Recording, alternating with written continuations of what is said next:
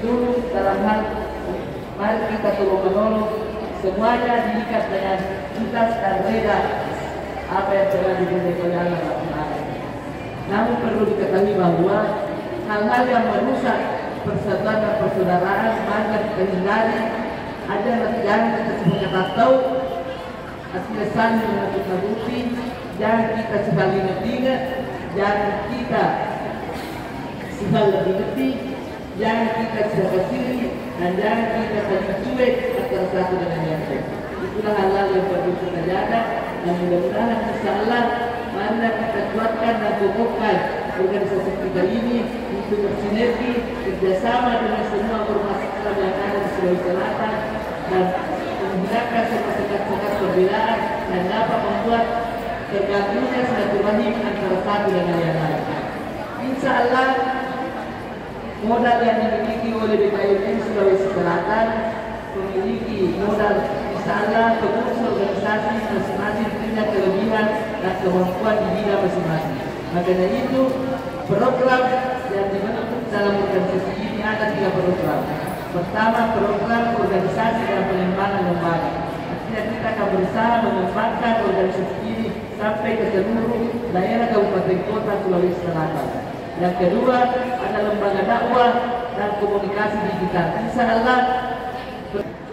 Selanjutnya ada bidang usaha ekonomi, bagaimana untuk memberikan bimbingan dan tuntunan agar terjadi pembinaan ekonomi rumah tangga untuk menghindari namanya kemiskinan rumah tangga. Kemudian ada bidang kesehatan yang bagaimana memberikan bimbingan dan arahan dalam kerjasama untuk membina kesehatan ibu-ibu dan anak. Selanjutnya ada Biro Humas, dan apa tadi? Biro Humas dan Sosial yang insyaallah bersiap melayani berbagai kebutuhan umat yang terjadi seperti bencana alam dan sebagainya. Semua lembaga-lembaga ini diharapkan untuk kerjasama yang baik. Namun apa yang terpenting ibu-ibu dalam usaha yang kita sudah canangkan ini, ada perlu diketahui bahwa salah satu tantangan besar dalam berorganisasi, pertama, biasa kita mau jalan dananya kurang. Yang kedua, yang penting umumnya orang memiliki tugas ganda. Yang ketiga, makanya itu tidak selamanya orang sehat terus, tidak selamanya sakit terus. Terkadang sehat hari ini, sakit besok. Makanya itu peringatan yang perlu kita ingat bahwa kita senantiasa mengharap pertolongan Allah agar apa yang diberikan kepada kita senantiasa kita syukuri insyaallah. Kemudian ibu-ibu yang sama kami hormati, marilah kita senantiasa melakukan doa. Pertama, minta kepada Allah diperbaiki pengetahuan agama yang dapat memperbaiki urusan hidup kita. Karena tanpa pengetahuan agama yang baik, urusan hidup kita akan terbengkalai. Allahumma aslih li din nasi wa isma amri. Yang kedua, marilah kita mohon memperbaiki kehidupan dunia kita, karena dunia kita adalah tempat kehidupan ini. Yang ketiga, marilah kita memperbaiki tuntunan akhirat yang menjadi tempat kembali kita yang abadi. Semoga hidup di dunia ini senantiasa mendatangkan kebaikan, dan semoga kematian kita menjadi penutup segala kejahatan yang kita lakukan di dunia ini. Kemudian ibu-ibu yang sama kami hormati, perlu kita ketahui bahwa salah satu tantangan besar yang perlu kita pahami, sebagaimana nasihat para tokoh sufi, bahwa ingat baik-baik dalam menjalankan mengurus agama Allah, paham baik 99% kekuatan setan untuk menghalangi. Hanya satu saja kekuatan kita, ialah bila kita ikhlas. Dari keikhlasan itu bisa masuk pertolongan Allah. Tanpa ikhlas, hidayah Allah tidak akan masuk. Maka marilah kita memahami tantangan ini dengan senantiasa melakukan doa. Rabbi a'udzu bika min hamasati syayatin wa a'udzu bika rabbi yahdurun. Itulah doanya supaya setan-setan yang ada yang mengganggu tidak menguasai kita. Karena perlu kita pahami bahwa setiap manusia lahir di dunia ini langsung diberikan qarinah oleh Allah. 2 qarinah, sebelah kanan malaikat, sebelah kiri adalah setan. Makanya itu tidak selamanya orang baik itu baik terus, dan tidak selamanya pula orang jahat itu jahat terus. Terkadang berbalik. Makanya itu marilah kita mohon kepada Allah, semoga kita senantiasa diteguhkan akidah prinsip kita dalam hal memegang teguh la ilaha illallah Muhammadar Rasulullah. Itulah intinya. Untuk itu ibu-ibu yang sama kita hormati, apa doa pula yang terpenting? Allahumma arinal haqqa haqqa warzuqna tibaa wa arinal batila batila warzuqna tinaba. Ya Allah, berikanlah kami kemampuan untuk melihat, memandang hal yang benar itu benar, sehingga kami mampu mengikutinya. Memandang hal itu adalah salah sehingga kami mampu menghindarinya. Karena banyak hal barang salah dilihat benar, barang benar dilihat salah. Inilah yang perlu kita teguhkan dalam pendirian melalui pengajian-pengajian taklim nanti. Insya Allah mari kita tidak henti-hentinya untuk belajar, walaupun ada YouTube, ada apa dan sebagainya, tapi kita harapkan pertemuan muka lebih bermanfaat dan lebih berkah insya Allah. Mungkin itulah antara lain sekedar sambutan singkat kami. Maka marilah kita berdoa sebagai pengurus. Ya Allah, teguhkanlah pendirian kami dalam kebersamaan ini mengurus agamamu, dan berilah kami prinsip untuk mencari redamu dengan prinsip bergerak karena Allah, jangan mundur karena manusia. Itulah prinsip kita. Makanya itulah keberadaan kami di tempat ini menunjukkan bahwa kami sedang tidak sempurna kesehatan kami, tapi saya berprinsip. Kiai Haji Ahmad Dahlan tokoh Muhammadiyah menempel impus di badannya. Dokter menegurnya, wahai Kiai, tak usah pikirkan Muhammadiyah. Sampai di situ apa dikatakan? Wahai dokter, saya tahu bahwa kamu dokter, jadi janganlah engkau mencegah kami. Saya ingin nyawaku dilepaskan, disaksikan bahwa aku tetap mengurus agamanya Allah. Saya pula berprinsip, prinsip Jenderal Sudirman badannya kecil, sakit-sakitan, diusung di tengah hutan memimpin perang. Apa dikatakan? Biar badanku kecil, tubuhku sakit, tapi insya Allah jiwaku besar untuk memperjuangkan agama Allah. Allahu Akbar. Makanya itu marilah kita sama-sama membangun, saling menyemangati, saling mengingatkan, dan saling mendoakan, saling memaafkan. Insya Allah atas kebersamaan Allah dan malaikatnya senantiasa membimbing dan mengerahkan kita. Mungkin itulah sekedar penyampaian dari kami. Terlalu panjang juga membosankan, baiklah dipungkat supaya singkat. Lebih dan kurangnya ada penting saya sampaikan bahwa penyampaian kami ini saya menggunakan falsafah tangan. Tangan kalau menunjuk satu ke depan, empat ke belakang. Jadi peringatan ini satu untuk ibu, empat untuk saya. Makanya itu saling mengingatkan, kami sangat butuhkan. Karena kami bukan malaikat, kami bukan nabi, kami bukan setan, tapi kami adalah manusia. Nah, untuk itu ibu-ibu yang sampai kami hormati, semoga apa yang kami sampaikan dapat bermanfaat, terutama bagi diri kami sendiri, dan lebih dan kurangnya insya Allah hanya Allah yang maha sempurna. Nasru minallahi wa fathun qarib wa basyiril mu'minin. Wassalamualaikum warahmatullahi wabarakatuh. Tapi kalau dia yang cuma pura-pura beragama Islam, kita doakan, ya Rob, turunkan azabmu, perlihatkan kepada kami agar jangan ada yang meniru kelakuannya itu. Apa kabar calon penghuni surga semuanya? Alhamdulillah, doakan. Amin. Alhamdulillah, mudah-mudahan Allah kabulkan doa kita. Amin. Alhamdulillahilladzi khalaqas samawati wal ardh wa jalat zulumati wan nur walladzina kafaru bi rabbihim ya'dilun. Asyhadu an la ilaha illallah wahdahu la syarikalah al malikul haqqul a'la wa asyhadu anna muhammadan abduhu rasuluh as-sadiqul awfa. Tidak ada kata-kata yang pantas kita ucapkan kecuali puji syukur kehadirat Allah Subhanahu wa taala.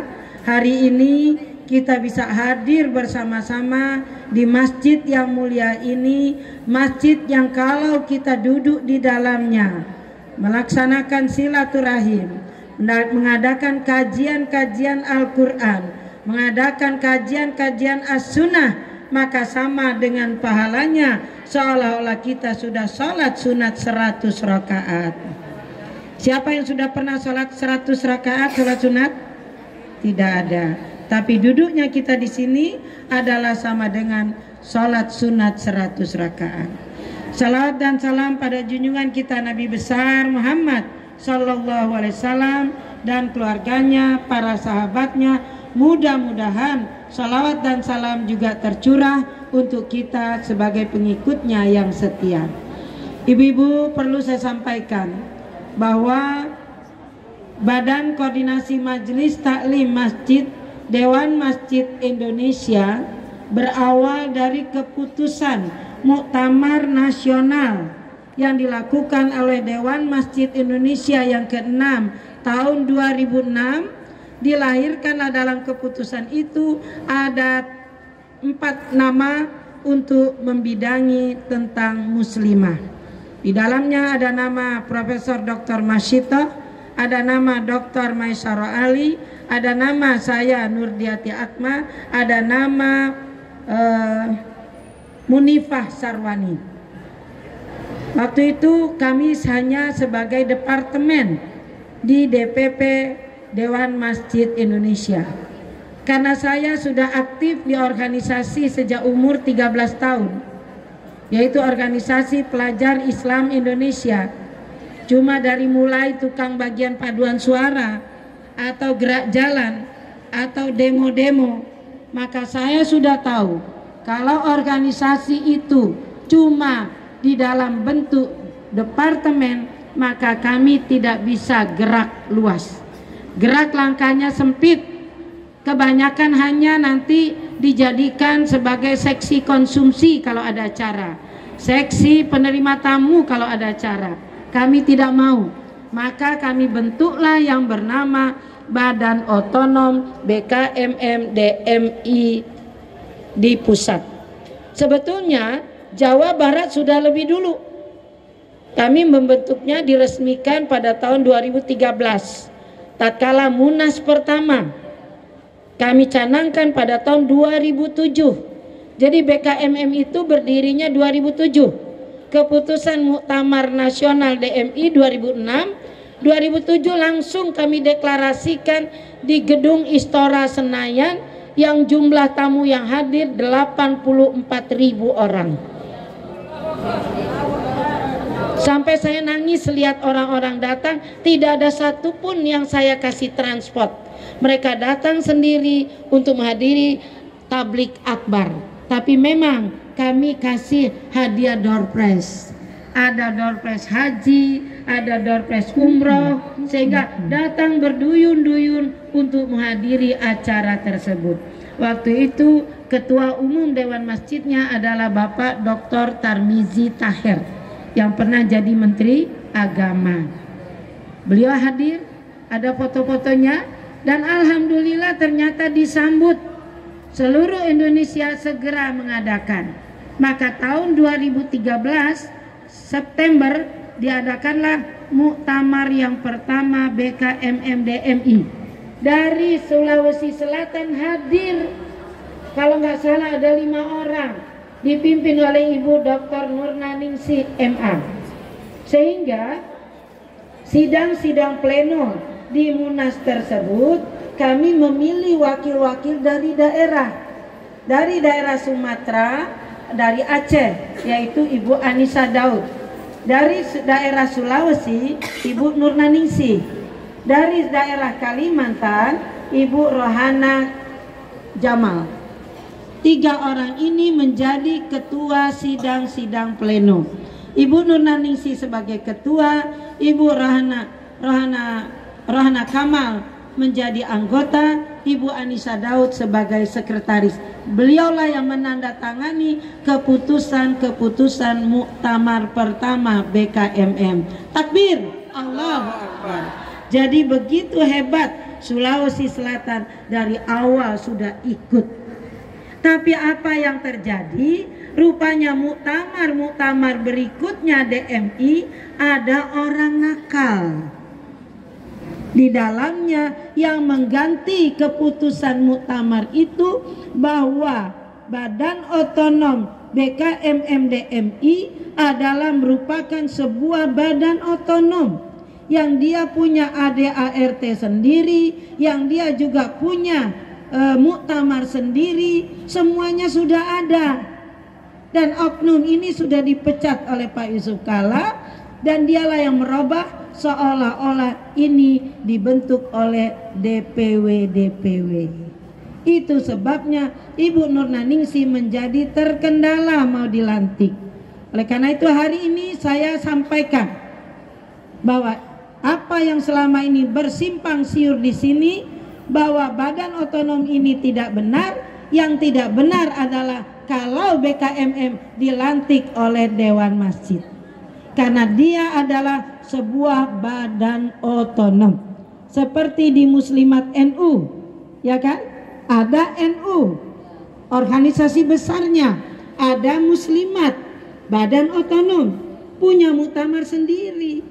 Di Aisyah juga begitu, ada Muhammadiyah, ada Aisyah, sehingga Muslimat NU, Aisyah punya gerakan, boleh apa saja dibikin. Yang penting sesuai dengan syariat Islam. Yang penting tidak keluar dari koridor aturan-aturan organisasi induknya. Organisasi induk kita tetap DMI. ADART kita tidak bertentangan dengan DMI. Oleh karena itu, hari ini saya sampaikan yang benar adalah BKMM yang dibentuk dan diresmikan oleh kami dari pimpinan pusat BKMM DMI. Takbir.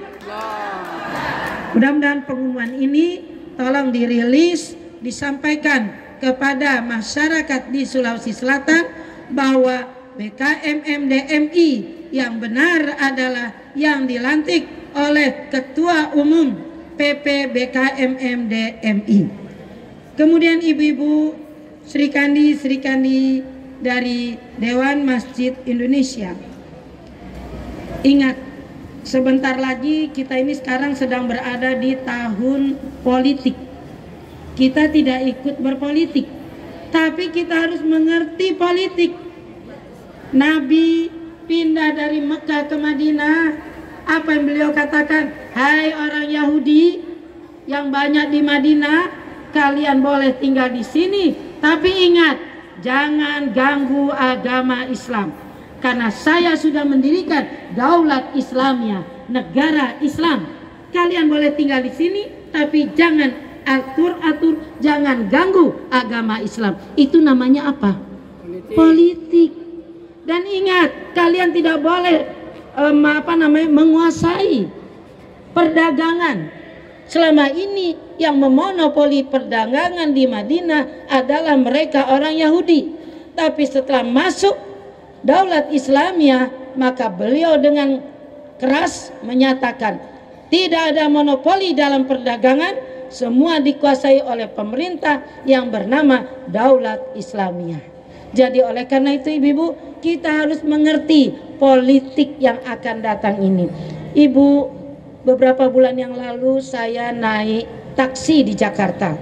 Saya rasa di sini banyak juga ya taksi Grab, Maxim, ojek. Apa kata supir taksi? Jam 3 sore dia datang ke rumah saya di Tebet. Saya nak minta diantar ke Keramat. Apa dia bilang? Alhamdulillah, ibulah penumpang pertama saya setelah saya keluar dari rumah pukul 3 pagi. Pukul 3 pagi baru dapat penumpang pertama, pukul 3 sore. Apa yang terjadi? Susah cari penumpang, susah cari uang, nggak tahu uang pada kemana. Saya ke Kendari ibu-ibu, waktu melantik orang-orang BKMM di sana. Apa kata ibu-ibu Kendari?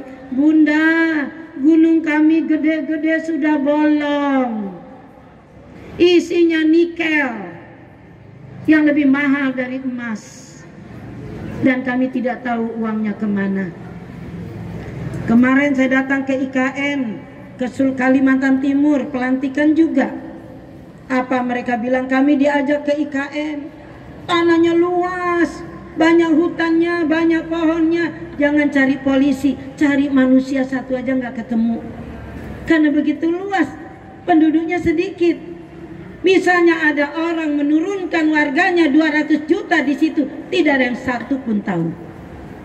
Tatkala kami berjalan, tiba-tiba lewat tronton panjang, isinya batu bara.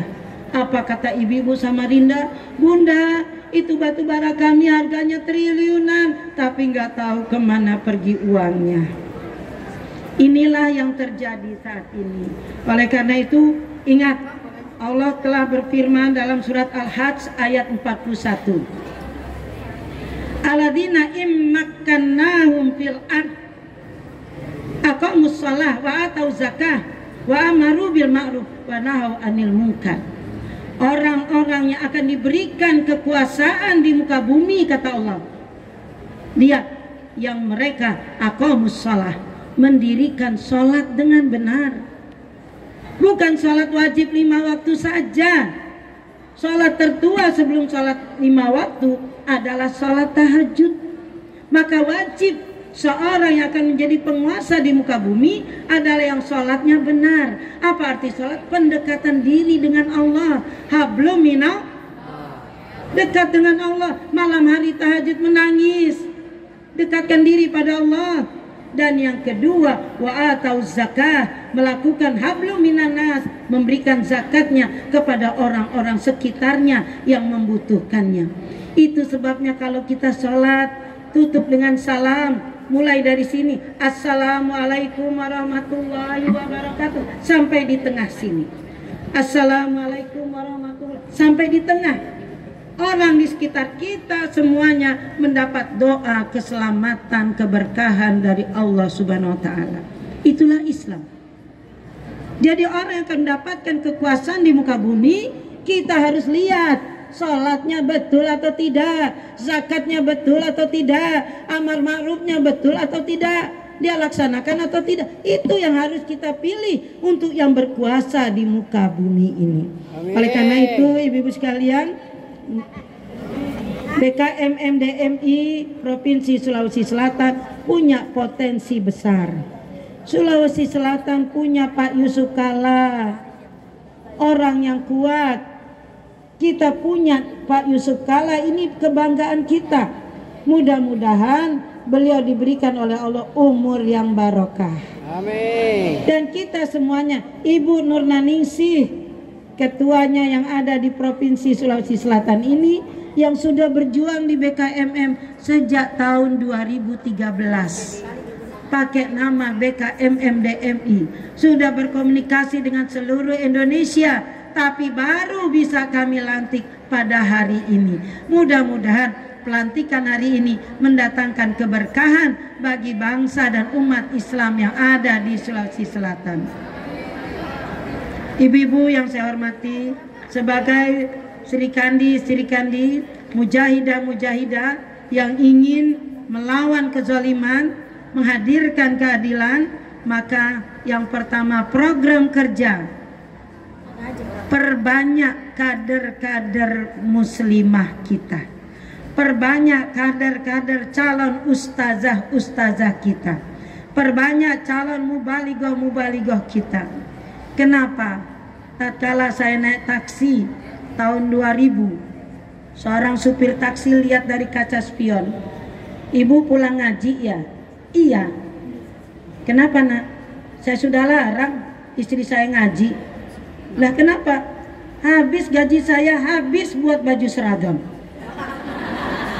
Maulid seragamnya lain, Isra Mi'raj seragamnya lain, kondangan seragamnya juga lain." Sehingga pembantu kakak saya, orang Betawi asli, lagi nyapu di pekarangan, pakai baju, pakai manik-manik banyak. "Aduh Pok, bajunya cakep betul." Saya bilang, "Iya nih, baru lunas, di rumah udah ada lagi tuh dari ustazah." Saya didik para ustazah sudah 3 angkatan, jangan jadi ustazah yang seperti itu.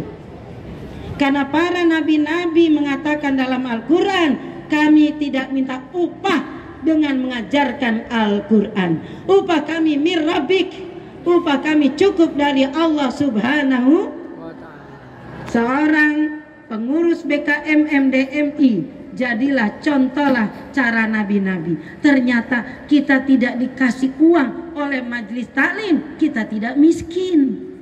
Ada rezeki dari tempat lain yang Allah berikan. Tapi kalau majelis taklimnya maksa juga ngasih, kita terima, angkat di kepala. Saya terima dengan baik, alhamdulillah. Sekarang saya sumbangkan lagi untuk kas BKMN di cabang ini. Kenapa? Karena saya yakin kalian harus punya harus punya anak asuh, anak yatim, anak miskin. Harus kita lakukan. Kalau perlu bikin panti asuhan, panti lansia sekarang ini, Masya Allah. Di Jakarta malam hari, kalau kita berangkat malam-malam, Bu, nangis saya lihat nenek-nenek, kakek-kakek tidur di pinggir jalan. Pagi hari ada gerobak jelek, gerobak kotor yang dorong laki-laki muda tapi mukanya sudah tua. Di dalamnya ada istrinya, ada anaknya. Jadi di Jakarta ada manusia gerobak. Ada lagi nanti cari-cari sampah dikorek-korek. Untuk apa? Untuk makan anak dan istri.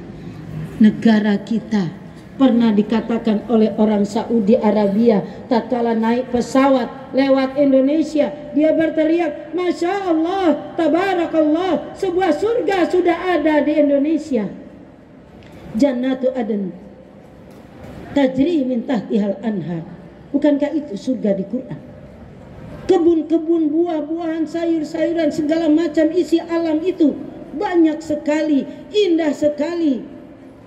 Dan di bawahnya mengalir air-air yang jernih. Itulah Indonesia. Tapi rakyat banyak yang miskin dan dimiskinkan. Oleh karena itu, ibu-ibu sekalian, yuk kita kerja. Buat panti asuhan kalau memang diperlukan. Cari daerah termiskin yang akan menjadi sasaran empuk untuk pemurtadan.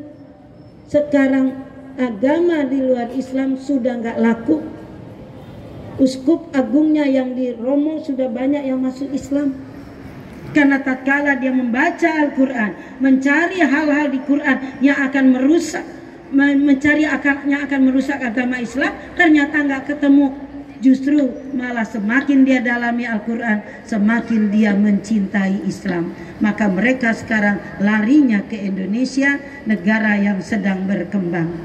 Ibu, bulan Juni 2022 saya mendapat informasi dari BKMM Cianjur Selatan bahwa di sana ada 3 masjid yang sedang mau diperbaiki oleh pendeta. Jangan, tidak boleh. Nanti saya yang carikan dananya. Tidak boleh diterima. Ternyata satu masjid sudah dibantu oleh pendeta tersebut. Saya kumpulkan para ketua masjid, saya kumpulkan ibu-ibu jamaahnya, dan bapak ketua masjid yang menerima perbaikan masjidnya dari pendeta. Saya tegur, Bapak berani terima bantuan dari pendeta untuk betulin masjid. Bapak harus jaga jamaah Bapak. Jangan ada satupun yang murtad hanya gara-gara masjidnya diperbaiki.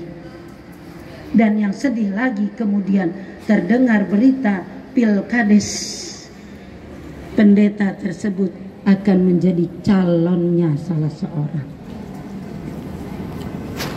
Dan para ustadz kita sudah banyak yang jadi tim suksesnya. Saya telepon MUI pusat, saya telepon MMU semua sampai cabang, tolong jaga ini.